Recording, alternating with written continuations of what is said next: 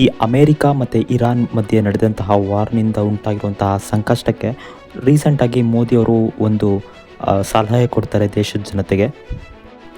ಆದಷ್ಟು ಪಬ್ಲಿಕ್ ಟ್ರಾನ್ಸ್ಪೋರ್ಟ್ನೇ ಬಳಸಿ, ಆದಷ್ಟು ಪೆಟ್ರೋಲ್ ಮತ್ತು ಡೀಸೆಲ್ ಬಳಕೆಯನ್ನು ಕಡಿಮೆಗೊಳಿಸಿ, 1 ವರ್ಷ ಗೋಲ್ಡನ್ನು ತೊಗೊಳೋದು ಕಡಿಮೆ ಮಾಡಿ, ಗ್ರ್ಯಾಂಡ್ ವೆಡ್ಡಿಂಗು, ಫಾರಿನ್ಗೆ ಹೋಗಿ ವೆಡ್ಡಿಂಗು ಮಾಡುವಂಥದ್ದನ್ನ ನಿಲ್ಲಿಸಿ, ಫಾರಿನ್ ಟ್ರಾವೆಲ್ನ ಸ್ವಲ್ಪ ಕಡಿಮೆ ಮಾಡಿ, ಆದಷ್ಟು ವರ್ಕ್ ಫ್ರಮ್ ಹೋಮ್ ಮಾಡಿ ಅನ್ನುವಂತಹ ಸಲಹೆ ಕೊಡ್ತಾರೆ. ಯಾಕಂದರೆ ಇದನ್ನು ಪೆಟ್ರೋಲ್ ಮೇಲೆ ಅವಲಂಬನೆ ಸ್ವಲ್ಪ ಕಡಿಮೆ ಮಾಡೋದಕ್ಕೆ. ಇನ್ನು ಫಾರಿನ್ ಟ್ರಾವೆಲ್ ಯಾಕೆ ಕಡಿಮೆ ಮಾಡಬೇಕು ಅಂತಂದರೆ, ನಮ್ಮ ಒಂದು ರೂಪಾಯಿ ಮೌಲ್ಯ ಕುಸಿತವಾಗ್ತಾ ಇದೆಯಲ್ಲ, ಅದನ್ನು ತಡೆಯೋದಕ್ಕೆ ಈ ಒಂದು ಫಾರಿನ್ ಟ್ರಾವೆಲ್ಲು, ಅಬ್ರಾಡ್ಗೆ ಹೋಗ್ಬಿಟ್ಟು ಮದುವೆ ಈ ಥರನ್ನೆಲ್ಲ ಕಡಿಮೆ ಮಾಡೋಕ್ಕೆ ಸಲಹೆ ಕೊಟ್ಟಿದ್ದರು. ಇದ್ರ ಜೊತೆಗೆ ಜನರು EV ವೆಹಿಕಲ್ಗೆ ತುಂಬ ಇಂಪಾರ್ಟೆನ್ಸ್ ಕೊಡಬೇಕು ಅಂತ ಮೋದಿ ಸಲಹೆ ಕೊಟ್ಟರು. ಇದರಿಂದ ಶೇರ್ ಮಾರ್ಕೆಟಲ್ಲಿ EV ವೆಹಿಕಲ್ನ ಶೇರ್ ಪ್ರೈಸ್ ಮೌಲ್ಯ ಜಾಸ್ತಿ ಆಯಿತು. ಇನ್ನು ಚಿನ್ನಾಭರಣ ಕಂಪ್ನಿಗಳಿದೆಯಲ್ಲ, ಇವರು ಒಂದು ಶೇರ್ ಪ್ರೈಸ್ಗಳು ಕುಸಿತವಾಗ್ತಾ ಇದೆ. ಇನ್ನೊಂದು ಕಡೆ ಚಿನ್ನದ ಪ್ರೈಸು ₹600 ಕಡಿಮೆ ಆಗಿದೆ.